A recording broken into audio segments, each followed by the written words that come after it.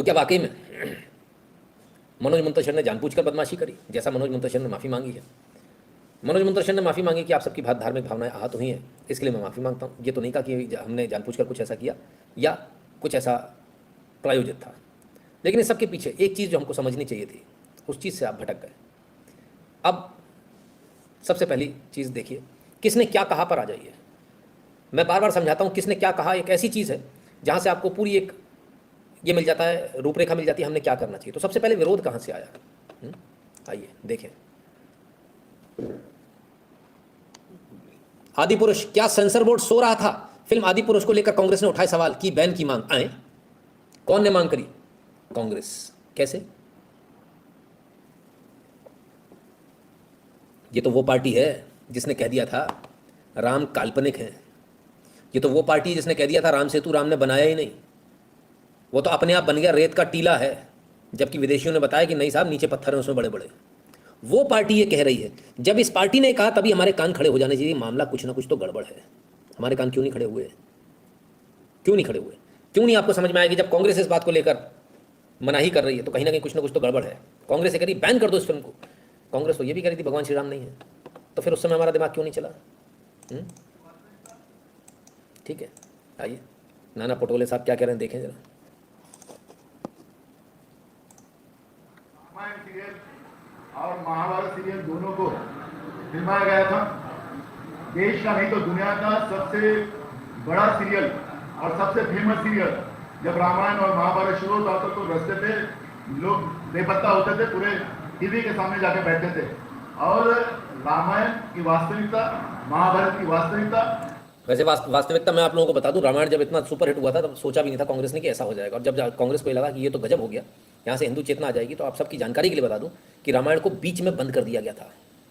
वो तो जब पूरे देश से भयंकर मांग उठी थी तब कांग्रेस को घुटने टेकने पड़े थे और तब जाकर जो है रामायण दोबारा स्टार्ट हुआ था। अगर आपको नहीं मालूम हो तो उठाकर देख लीजिएगा कि रामायण बीच में बंद हो गई थी। ठीक है, तकनीकी कारण ये वो दुनिया भर की दुहाइयाँ दी गई थी, पर असलियत उसके पीछे कुछ और थी। असलियत उसके पीछे राजनीति थी जिसके तहत रामायण को बंद किया था। वो लोग आज रामायण के लिए लेकर बातें कर रहे हैं, बड़ी हैरानी होती है देखकर। चलिए और देखते हैं। कांग्रेस ने उस समय में रखी थी। हमने हिंदू और हमने किसी की उसमें भेदभाव नहीं किया था। कांग्रेस सर्वधर्म समभाव की भूमिका जब रखती है तो सभी धर्म को उस तरह से दिखाया जाए, यह भूमिका कांग्रेस की रही है। और रामायण सीरियल और महाभारत सीरियल उसके लिए एक बड़ा उदाहरण है। मेरा सवाल है कि आप बीजेपी की सरकार है और खुद वो बोलती है कि हम हिंदू की सरकार है, तो हनुमान जी को इस तरह से टपोरी जैसे वक्तव्य करवाने का, उनको जिसकी वेशभूषा जिस तरह से बैनर बनाने का पाप बीजेपी ने की है, क्योंकि सेंसर बोर्ड उनका है कि डायरेक्टर का दोष कम है, उनसे ज्यादा बीजेपी का दोष है। और इसलिए बीजेपी ने माफी मांगना चाहिए और ये फिल्म को बैन करना चाहिए। मां कांग्रेस से गजब। अच्छा, हनुमान जी को टपोरी दिखा दिया, इस पर फिल्म बैन होनी चाहिए। तो भगवान शिव को लात मारकर भगा रहे थे, उस फिल्म को क्या करना चाहिए? उसमें तो आपराधिक कृत्य हो गया, उसमें तो जेल डाल देना चाहिए। तब कहाँ थे? तब सेंसर बोर्ड किसका था?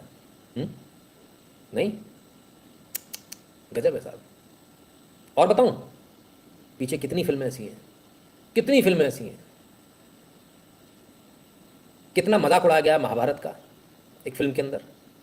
उस समय कांग्रेस की सरकार थी, जिसमें सतीश शाह थे, वो लाश वाला प्रकरण था, कितना कुछ किया गया है। ये तमाम सारी चीज़ें हैं साहब। लेकिन आज अचानक कांग्रेस को ऐसी कैसे याद आ गई हिंदुओं की? आपके कान क्यों नहीं खड़े हुए कि जो हमारे दुश्मन हैं उनको कैसे हमारे धर्म की याद आ गई? आपके कान क्यों नहीं खड़े हुए? आपके कान खड़े होने चाहिए थे। चलिए और आगे आते हैं, जाने भी दो यार। यस, आदि पुरुष पर आपने उठाए सवाल, कहा धर्म को धंधा ना बनाए, सेंसर बोर्ड ने कैसे पास कर दी फिल्म। ओहो, अच्छा ये भी आ गए। कांग्रेस, डीएमके, पीएमके, सीएमके, आम आदमी पार्टी, दाम आदमी पार्टी, हैं, दलाल आदमी पार्टी, सब पार्टियां कूद गई साहब। अरे गजब, सबको एकदम से भगवान राम की चिंता हो गई। जो लोग कल तक राम मंदिर बनने का विरोध कर रहे थे उनको राम की चिंता हो गई।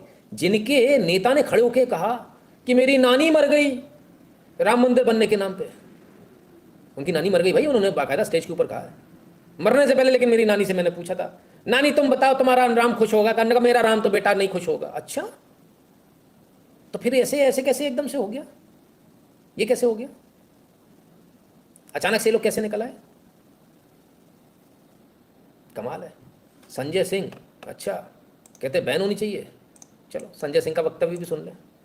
इनको राम की चिंता है। मिले मुलायम काशी राम हवा में उड़ गए जय श्री राम। मिले मुलायम काशी राम हवा में उड़ गए जय श्री राम। मिले मुलायम काशी राम हवा में उड़ गए जय श्री राम। अच्छा जी, ये वो लोग हैं साहब, मिले मुलायम काशी राम हवा में उड़ गए जय श्री राम। और ये सारे लोग जिन्होंने नारे लगाए थे, ये सारे लोग कहते हैं कि आदि पुरुष को बैन कर दो। आपकी बुद्धि क्या घास चरने गई थी? आपने क्यों नहीं उस समय सोचा कि ये क्या हो रहा है?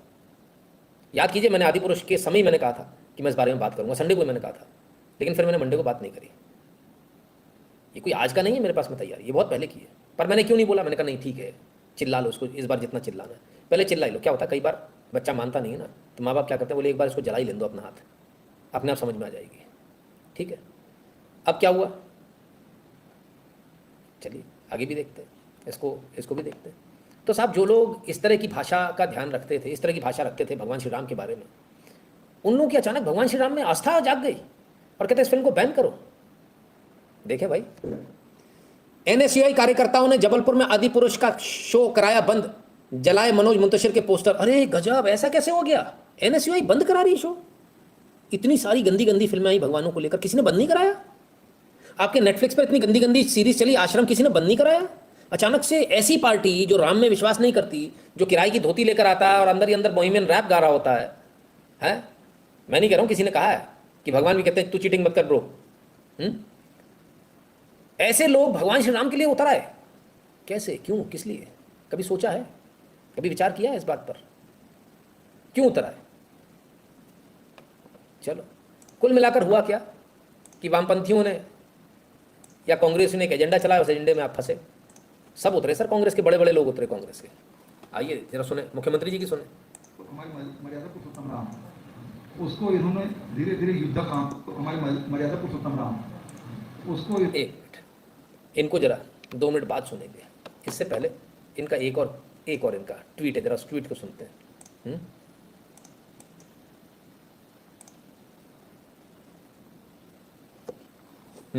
आइए।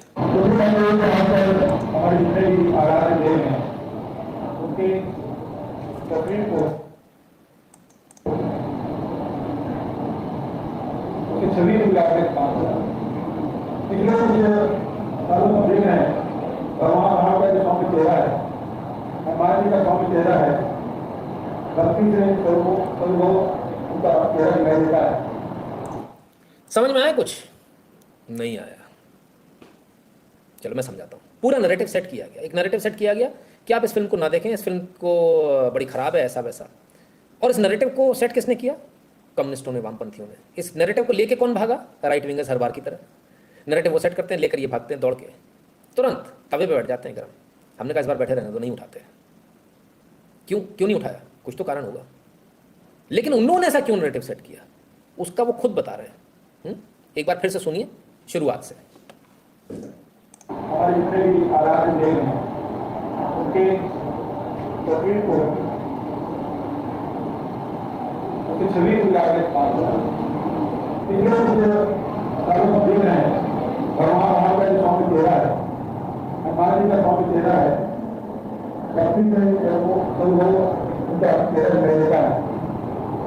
और इस प्रकार की तस्वीर हमारे पुरुषों ने बनाई थी, जो जानते ही धरती के प्रति आप जानते हैं। बालिका से हम उसी प्रकार से बच्चा कराया गया, लेकिन आज पर देख रहे हैं कि भगवान राम को उसी युद्धक नाम के रूप में व्यवस्थित किया जा रहा है। उसी प्रकार से हनुमान जी कितना भाव दे रहा है और आज इसे इंग्लिश के रूप में दिखाई व्यवस्थित किया जा रहा है। उसी प्रकार उसी युद्धक नाम के रूप में व्यवस्थित किया जा रहा है।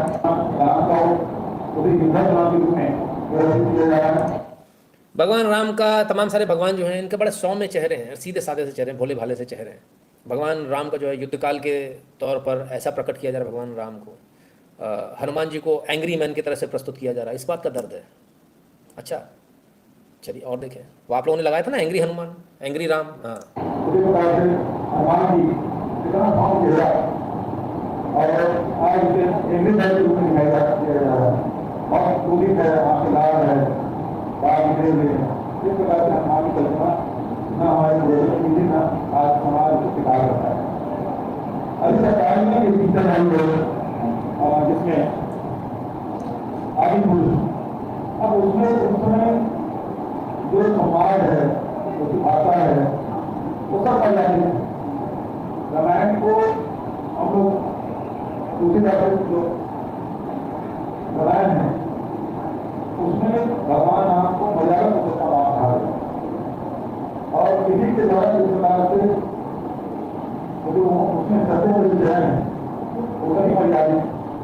लेकिन आज जो आदि पुरुष में हनुमान के जो दलाल है, काबुल के जो दलाल है, उनके द्वारा बड़े गए हैं वो निमित्त है जरूर ना। और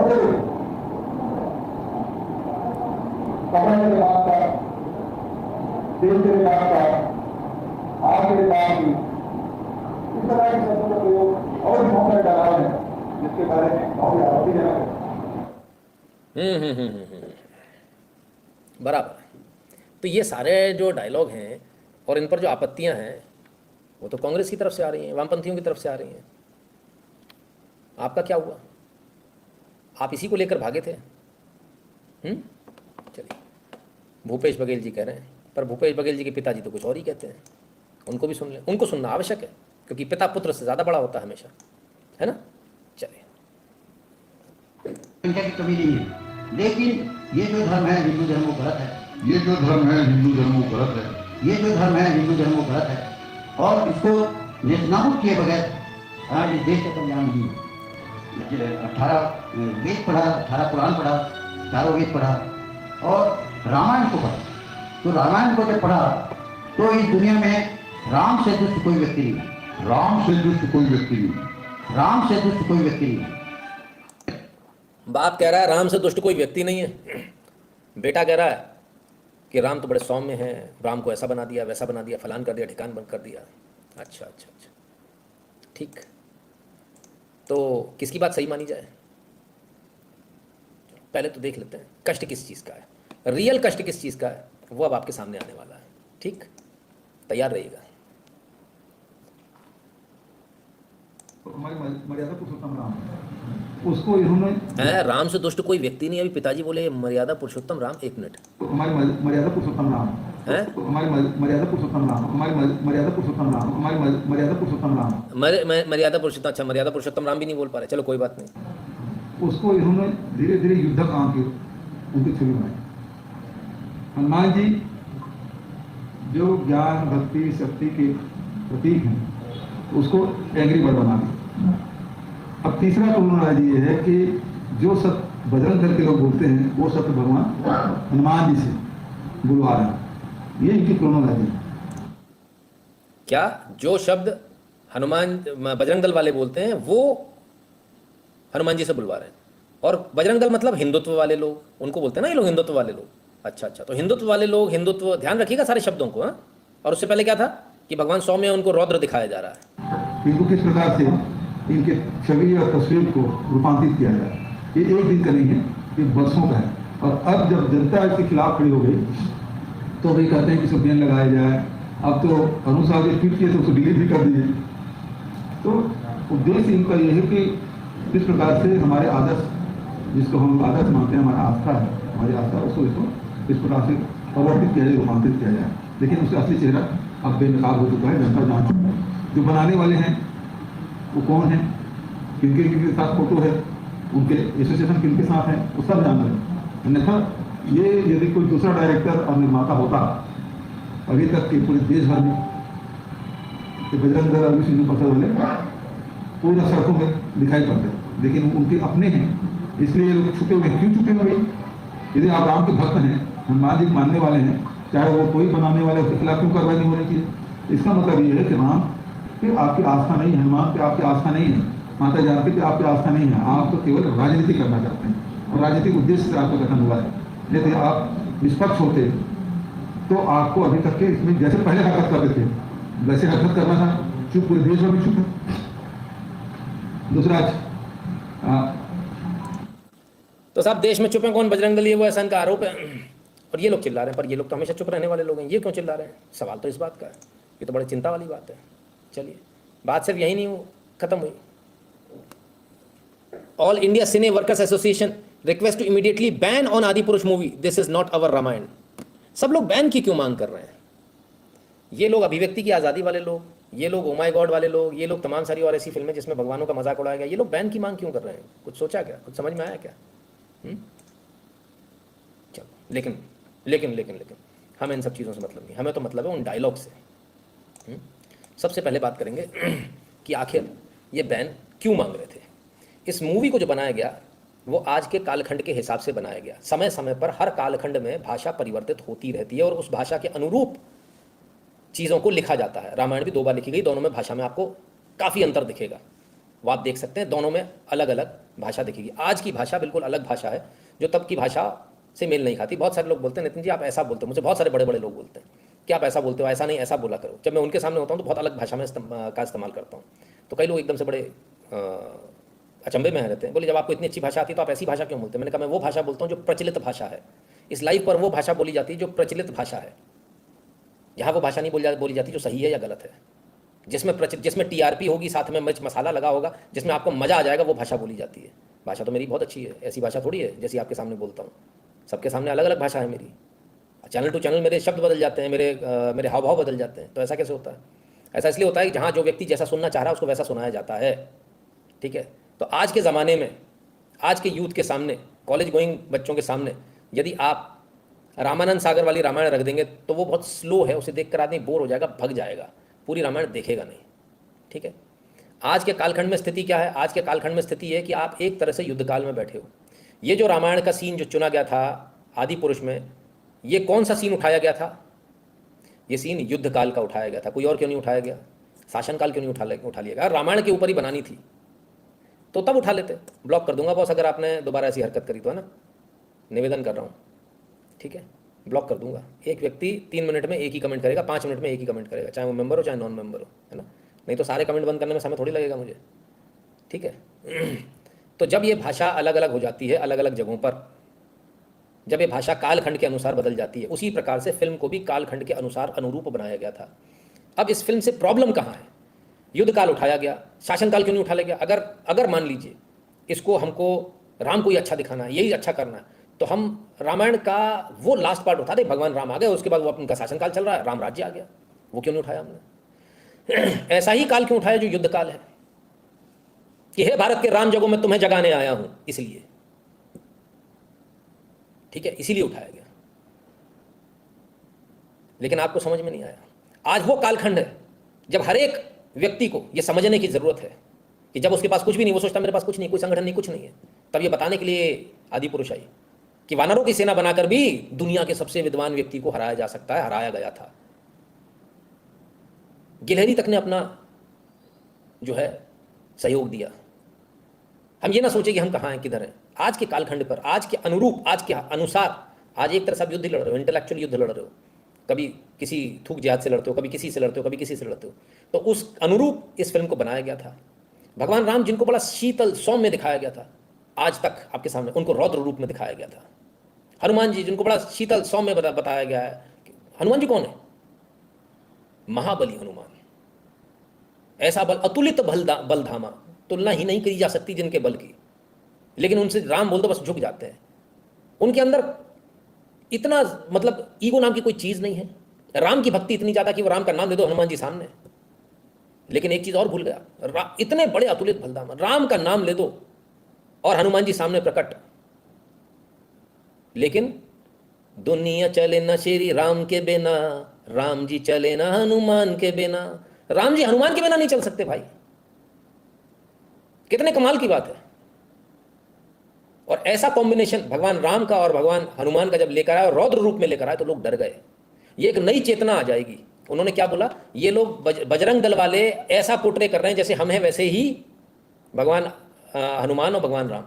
तो नई जनरेशन जब इस फिल्म को देखेगी तो वो भी ऐसी ही आंदोलित होगी, वो भी ऐसी ही होगी। भगवान राम हमारे ऐसे थे। भगवान राम ने प्यार से तो मुस्कुरा के तो तीर चलाए नहीं होंगे जब वो अपने युद्ध काल में खड़े होंगे, क्या है कि रावण आया तो प्यार से मुस्कुरा के चला दो, कोई दूसरा आया प्यार से मुस्कुरा के चला दो। उस समय तो भगवान राम का रौद्र रूप ही होगा, और वो रूप भी लोगों ने देखा होगा। वो रूप जो रौद्र रूप था, जो आपने कभी देखा नहीं। आपको क्या बताया गया? अहिंसा परमो धर्म। कहाँ से आया, किधर से लाया? कुछ लोग कहते धर्म हिंसा तथैव च है ही नहीं। बिल्कुल सही बात है, नहीं है। लेकिन धर्म हिंसा तथैव च जैसा ही लिखा हुआ है, पूरा श्लोक तो वही है। किन्हीं ने चैलेंज किया, हम चैलेंज पलट कर आपको करते हैं। यदि उस मूल का, उस पूरे वाक्य का, उस पूरे श्लोक का अर्थ यदि ये ना निकलता हो तो नितिन शुक्ला अपनी गर्दन कटवा देगा। पूरा अर्थ सिर्फ ये है कि अहिंसा परमो धर्म, अहिंसा ही परम धर्म है, लेकिन धर्म के लिए की गई हिंसा परम धर्म है, सर्वश्रेष्ठ है। अगर ऐसा पूरे उसका अर्थ ना निकलता हो तो नितिन शुक्ला अपनी गर्दन कटवा देगा। इस लाइव पर कह रहा हूं, जिसको चैलेंज करना हो पूरी दुनिया में सबके लिए किताबें खुली हैं, ठीक है, आ जाए, कोई दिक्कत नहीं है। ठीक, तो ऐसी क्या बात थी कि इस चीज़ को इस प्रकार से प्रकट किया गया और अभी ही किया गया? क्योंकि कहीं ना कहीं आपके मन में वो चेतना लानी थी। जो अभी भी लोग सोए पड़े हैं, रोए पड़े हैं, कहीं लुढ़के पड़े हैं, वो चेतना कैसे आए? इसलिए भगवान राम का जो रौद्र रूप जो आपने कभी नहीं देखा था, जो हनुमान जी का जो रौद्र रूप था जो आपने कभी नहीं देखा था, वो 3D इफेक्ट्स में लेकर आए नई जनरेशन के लिए। इंटरेस्टिंग होना चाहिए, वो देखने आए। बाद में रामायण तो पढ़ ही लेंगे, जब वो ऐसा देखेंगे तो उनके दिमाग में एक छाप पड़ेगी और फिर वो जाकर देखेंगे यार रामायण में और क्या क्या है, पढ़ेंगे। तो लोग रामायण पढ़ेंगे, यही तो गड़बड़ है, रामायण तो नहीं पढ़ने देनी है। इसलिए तो फिल्म को बैन कर दो, बैन। समझ में आया बैन क्यों चल रहा था? ठीक, क्लियर है। अब आज के कालखंड के अनुसार बनाई गई मूवी ताकि आपके अंदर नव चेतना का जागरण किया जा सके।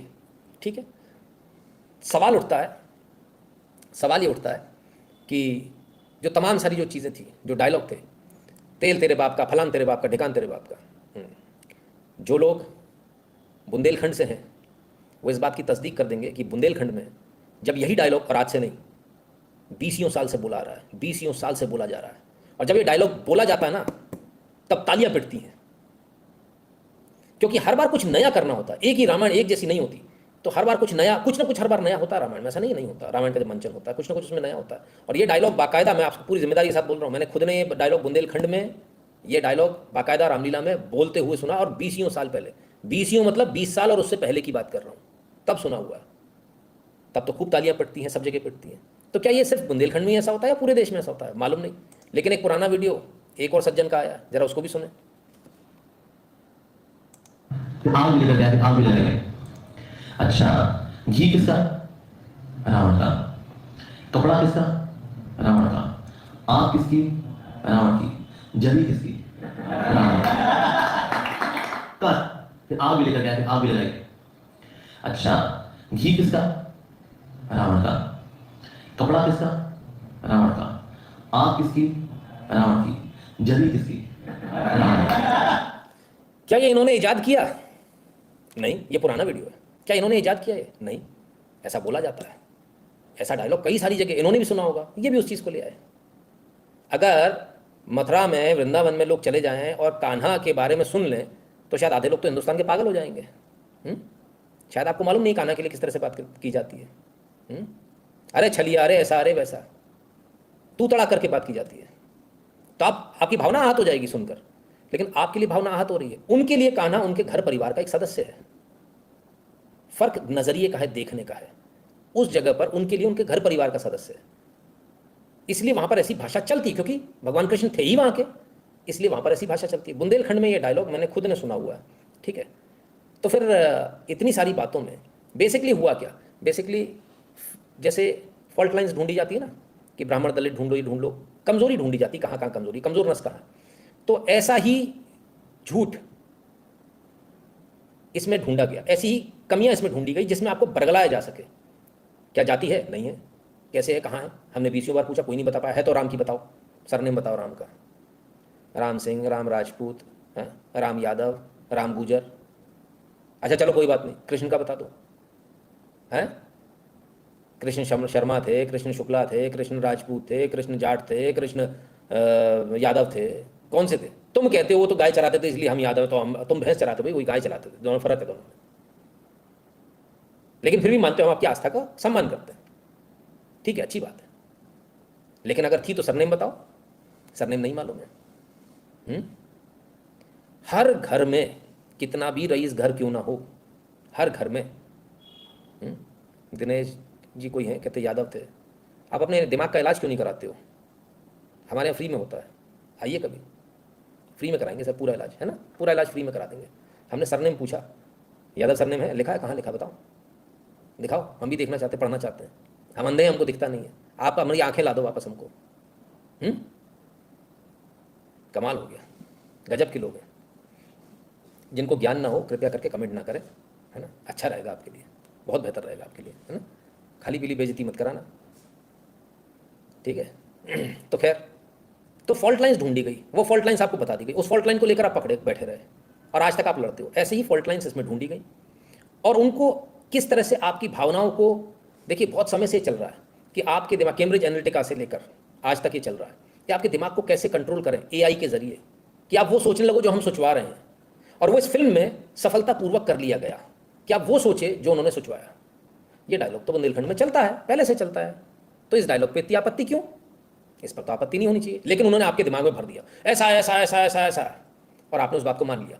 अच्छा, बहुत सारे लोगों ने क्यों मान लिया? हमको कट्टर हिंदू बनना है, अगर हम ऐसे चलेंगे तो टीआरपी आएगी, तो 2 गाली मिलाकर दी आपने गाली, बहुत अच्छी बात है, दीजिए, अब तो फिल्म उतर गई। अब तो मैं कुछ बोलूँगा तो मेरा कुछ बिगड़ेगा नहीं। तो पहले लोग बोलते पैसे ले लिए, मनोज मुंतशिर से बात हो गई, फलान हो गया, वो ठिकाना, आपने जितना नुकसान करना था कर लिया, उसका नहीं अपना, ठीक है। मूवी आई थी आपके लिए, मूवी आई थी आपको जागृत करने के लिए। कम्युनिस्टों ने इसका फायदा उठाया, दिमाग के तेज हैं, दिन भर बैठ के उनके पास कोई दूसरा काम नहीं, यही काम करना, उन्होंने फायदा उठाया, उन्होंने आप ही की मूवी आप ही के खिलाफ खड़ी कर दी और आप अपनी ही बनी, अपने लिए बनी हुई मूवी, अपने यूथ के लिए बनी हुई मूवी को आपने लात मार मार कर उस मूवी को भगा दिया, उसको बैन कराने की आपने पूरी तैयारी कर ली। अब सवाल, बड़ा सवाल इस बात का, यदि ऐसा ही था तो फिर ये सारी चीज़ें कैसे आई? जब ऐसा ही था तो फिर मैंने क्यों नहीं बताया आपको? याद कीजिए, मैंने जैसे ही ये मूवी आई थी संडे को मैंने कहा था इस बारे में हम बात करेंगे, लेकिन फिर मेरा मन एकदम से पीछे हो गया, मैंने कहा नहीं, रहने दो, क्योंकि हर बार मैं ही समझाता हूँ आप लोगों को। इस बार मैंने कहा चलो आपके हिसाब से ही चलते हैं, इस बार पब्लिक टीआरपी पे चलेंगे, तो पब्लिक टीआरपी पे चले तो नतीजा आपके सामने है, ठीक है। इस फिल्म की पीछे की असली कहानी ये है, ठीक है।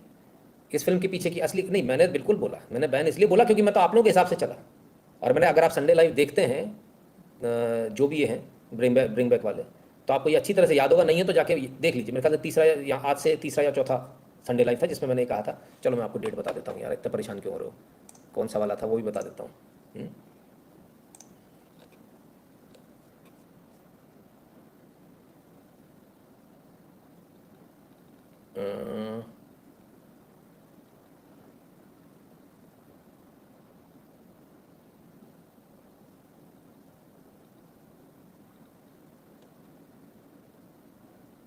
ये बात है तकरीबन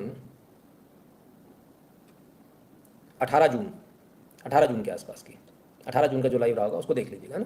तब मैंने कहा था इस पर बात करेंगे, लेकिन फिर मैंने बात करना उचित नहीं समझा। मैंने कहा जब आप लोग इतने ज़्यादा चिल्ला ही रहे हो तो चिल्ला ही लो, हम आप ही के साथ चलते हैं। तो उसका नतीजा भी देख लिए। क्यों ऐसा? क्योंकि हमको भी तो देखना था हमारे साथ में कितने समझदार हैं, ये देखने का तो हमको भी अधिकार है, ठीक है। तो भाई ठीक है, अब सवाल ये उठता है कि आखिर ऐसी मूवी बनाई गई, जागृति के लिए बनाई गई जो मैं कह रहा हूँ, तो क्या वाकई जागृति के लिए बनाई गई? बिल्कुल बनाई गई, आपको जागृत करने के लिए बनाई गई। तो ऐसा कौन चाह रहा था कि आपको जागृत किया जाए?